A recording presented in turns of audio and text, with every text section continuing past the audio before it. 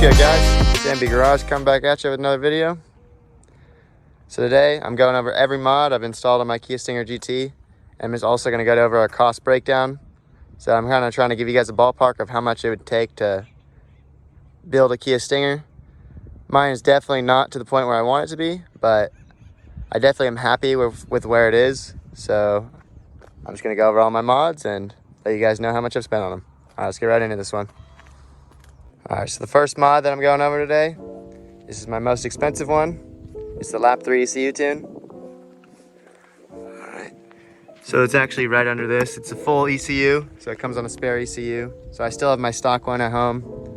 This one, it costed $1,500. So this tune is definitely not cheap. There's not very many tuning options for the Stinger, but I believe that the Lap 3 ECU tune is the best way to do it. So yeah, it's not cheap, but definitely pay for what you get. The next mod I'm going over is the AM intakes. So I got one for each turbo. These guys cost about $450. So they look clean in the engine bay. I'm happy with how they look and how they sound. Before you buy the car, you can't hear any turbo noises at all. Maybe a little bit on the cold start, but the AM intake just opens it up. At almost every pull, you get the gnarliest turbo sounds. Honestly, like that's one of my favorite parts when I'm driving this car, is just hearing the turbo just fucking squeal. They're so loud, louder than any car I've ever owned, and I'm happy with how these turned out.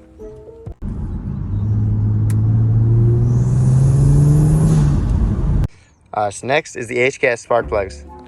So these cost about $150. So these get installed right there. So the spark plugs on this car are actually kind of a bitch to install. As you can see, the intake manifold covers a lot of where the spark plugs are at. So there's one right in the middle under here. And a lot of people say you have to remove the whole intake manifold to get to these spark plugs, but I was able to get to it with a few swivel sockets.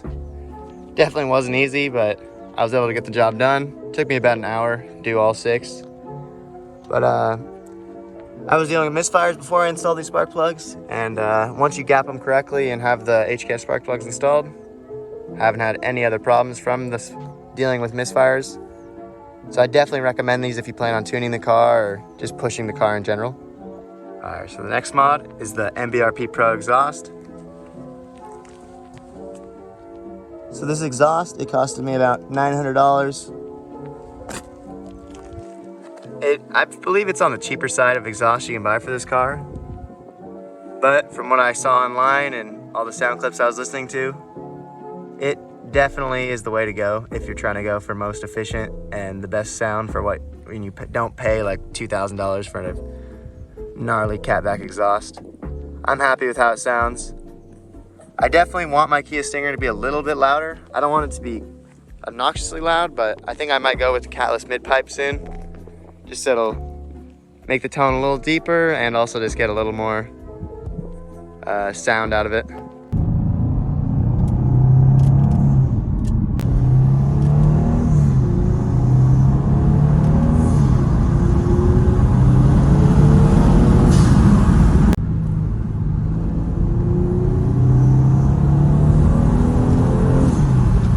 All right, well, I'm already talking about exhaust. I'll go over my exhaust tips that I bought. So these are carbon fiber exhaust tips I got on Amazon. They were priced at around $250, maybe less than that for all 4.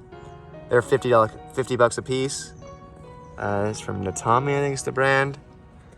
But so these were actually kind of a struggle to install.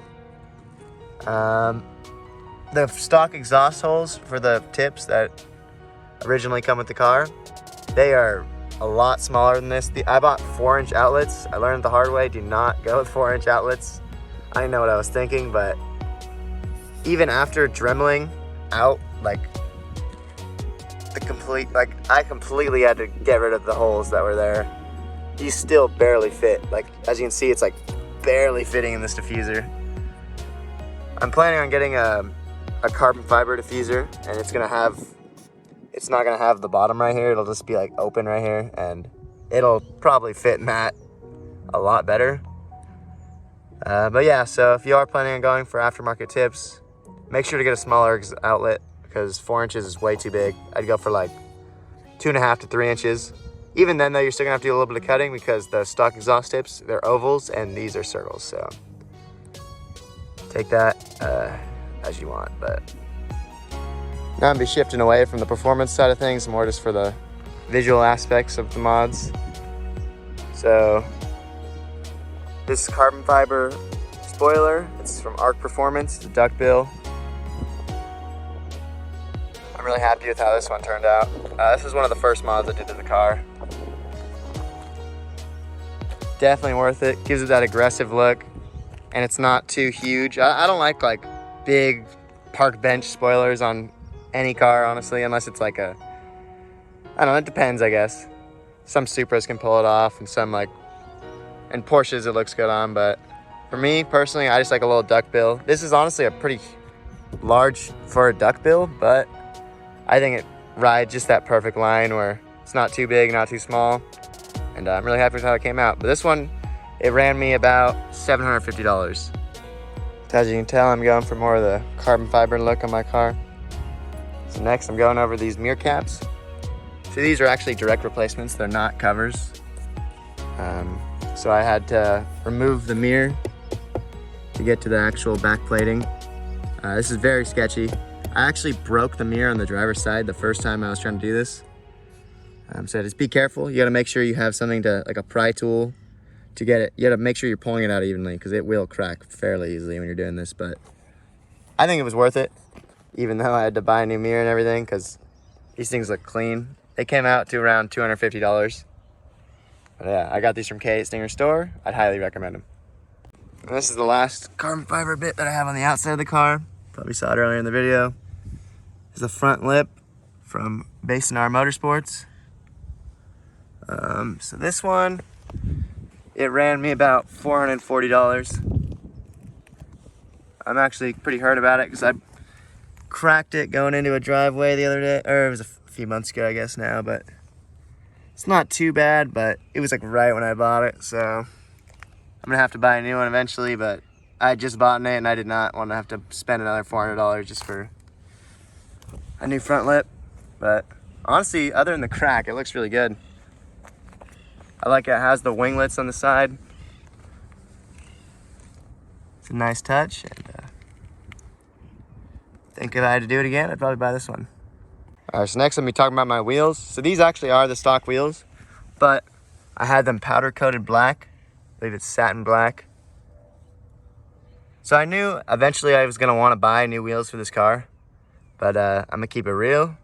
Wheels are super expensive and I just couldn't afford them. I still can't afford them for now, but I'm saving up. So I just thought powder cutting would be the cheaper option to go to make them look just a little OEM plus, and I just like how the black wheels look because I believe stock they're like a dark chrome, but I think this just looks a lot better. Gives it that contrast. So yeah, I'm really happy with these came out, or how these came out, and I believe it was around $450. But that's the way to go if you don't have to buy new wheels right away. All right, now I'm going over the MBRP Pro lowering springs I installed. So these ones, they costed around $250. So I do want to go over, or I do want to eventually get a nice set of coilovers for that. Just the nice ride and how they handle a lot better than these springs do. But for now, the springs look good, and it got it to the height that I want it to. I mean, you can barely, as you can see, it's not even 2 fingers. It's not the perfect fitment, but I'm still happy with how it looks. It's got a nice stance to it. And so yeah, if you want to get the lower your car the most cost efficient, I'd go with the MBRP Pro lowering springs. I wouldn't say it's too stiff. It still rides pretty well as compared to the stock suspension. I mean, you feel the bumps a little bit more, but it's not anything too rough. And while I'm at it, I also installed the wheel spacers from Cars Tuners. I believe these are 20 millimeters. So these are the perfect size because, as you can see it, when you first buy the car, the wheels are really tucked in, and now I'm like almost perfectly lined up with the fender. That's just how I like it. I don't know, I just didn't like how it looked when the wheels were tucked in. It was just too much I don't know, there was too much gap. Even when I lowered the car, it still looked like it wasn't even that low, just for the fact that the wheels were so far tucked in. But yeah, so the spacers came out really well. I have a video on that. Installed them myself. Really gives it that perfect stance. Now, like, the wheels stick out a little bit back here. They used to be, like, these were literally completely behind the fender before I put the spacers on. But yeah, so a lot of people are worried about how they ride, and I honestly didn't even notice the difference. Like, it feels exactly the same as before I installed the spacers. Even when I'm accelerating, going fast, not a problem.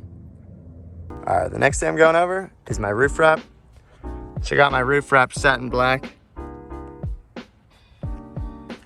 This costed me around $350. I got a good deal from a local local vinyl shop around where I live. So the guy who I had did it, he also wrapped the silver trim that's above the doors. This came out really good, actually. I'm very happy with it. I just like the contrast, and it matches the trim on the bottom, because before it was like a chromous, or it was like a dark chrome trim.